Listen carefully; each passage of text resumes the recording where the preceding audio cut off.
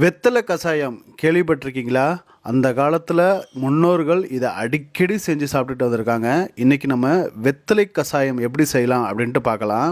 நான் சொல்லக்கூடிய சில விஷயங்கள் மட்டும் உங்களுக்கு பிரச்சனையாக இருக்குது அப்படின்னா இந்த வீடியோ முடித்த உடனே நீங்கள் செஞ்சு இதை சாப்பிட்டு பாருங்கள். உங்களுக்கு ஒரு அற்புதமான தீர்வு கிடைக்கும். நெஞ்சு எரிச்சலாக இருக்குது, அதே மாதிரி பார்த்தீங்கன்னா உங்களுக்கு அதிகமாக நெஞ்சு சளி இருக்குது, தொண்டை கரகரப்பாக இருக்குது, தேவையில்லாத ஜங்க் ஃபுட்டு, அதே மாதிரி அதிகமாக சாப்பிட்டுட்டு அனகோண்டா மாதிரி அப்படியே வளைஞ்சிக்கிட்டு கிடக்குறீங்களா, உடனே இதை நீங்கள் செஞ்சு சாப்பிடுங்க. அதோடைய அற்புதங்களை மட்டும் பாருங்கள். இப்போ தேவையான பொருட்களெல்லாம் பார்க்கலாம். 3 வெத்தலையை காம்பை கில்லாமல் நல்லா கழுவிட்டு நான் பிச்சு வச்சுட்டேன். இது கூடவே 1 இன்ச்சு அளவுக்கு நான் இஞ்சி சேர்த்துக்கிறேன். இஞ்சியோட தோலை சீவிட்டு சேர்த்துக்கிறேன். அடுத்ததாக பார்த்தீங்கன்னா 20 மிளகு சேர்த்துக்கிட்டேன். அது கூடவே 1/4 டீஸ்பூன் அளவுக்கு சீரகம் சேர்த்துக்கிட்டேன். சீரகம் பார்த்தீங்கன்னா குடல் புண் சம்மந்தப்பட்டது, குடல் வாய்வு தொல்லை, அதே மாதிரி பார்த்திங்கன்னா டைஜஸ்ட் ஆகிறதுக்கு ஈஸியாக இருக்கும். இது கூடவே 3 ஏலக்காவை சேர்த்துக்கலாம். ஏலக்காவிலையும் ஆன்டி ஆக்சிடென்ட்ஸ் அதிகமாக இருக்குது.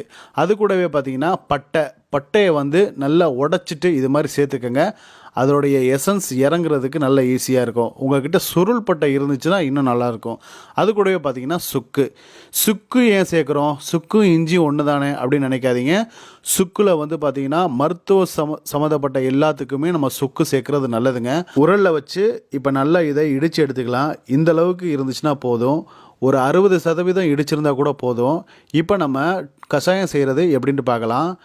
இப்போ ஒரு டீ போடுற பாத்திரத்தை அடுப்பில் வச்சுட்டு 500 ml அளவுக்கு நான் தண்ணி ஊற்றுறேன். 500 ml உங்களுக்கு எவ்வளோ இருக்கும் அப்படின்னு காமிக்கிறதுக்காக ஒரு வாட்டர் கேனில் 500 ml அளவுக்கு லிமிட் போட்டிருக்காங்க. இந்த மாதிரி டம்ளர் சைஸு நம்ம வீட்டில் பொதுவாக எல்லாத்துக்குமே இருக்கும்.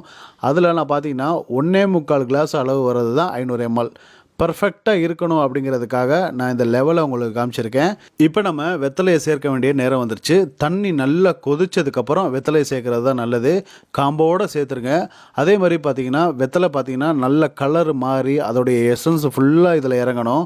3 நிமிஷம் அளவுக்கு நல்லா கொதிக்க விட்டதுக்கு அப்புறமா நம்ம ஏற்கனவே உரலில் இடித்து வச்சுருக்க இது எல்லாத்தையும் சேர்த்துக்கலாம். சேர்த்ததுக்கப்புறம் சிம்மில் வச்சு ஒரு 5 நிமிஷத்துக்கு நல்லா பொறுமையாக இதை கொதிக்க விடுங்க.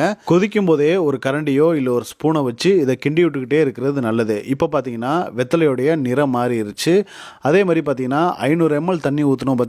250 ml அளவுக்கு தண்ணி கம்மியாகிற வரைக்கும் இதை நல்லா கொதிக்க வச்சுருங்க. ஒரு பிஞ்ச் அளவுக்கு கடைசியாக மஞ்சத்தூளை போட்டுட்டு இதை நம்ம இறக்கிற வேண்டியதான். நான் இப்போ இதை ஆஃப் பண்ணிட்டேன். ஓரளவுக்கு வெதுன்னு இருக்கும்போதே இதை நம்ம ஊற்றி குடிக்கிறது ரொம்ப நல்லதுங்க.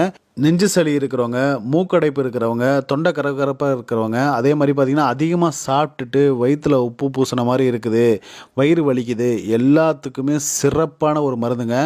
இதை நீங்கள் வீட்டில் கண்டிப்பாக ட்ரை பண்ணுங்கள். உங்களுக்கு இனிப்பு தேவைப்பட்டுச்சுன்னா போட்டுக்கோங்க. வெள்ளை சர்க்கரையை சேர்க்காம தேன் இல்லாட்டி நாட்டு சர்க்கரை இருந்துச்சுன்னா இதை நல்லா கலக்கிட்டு நீங்கள் குடிங்க.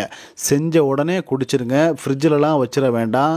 அதே மாதிரி எத்தனை வயசு ஆளுங்க வேணாலும் சாப்பிடலாம். 5 வயசு கீழே இருக்கிற குழந்தைங்களுக்கு மட்டும் இதை கொடுக்க வேண்டாம். கொஞ்சம் காரமாக இருக்கும்.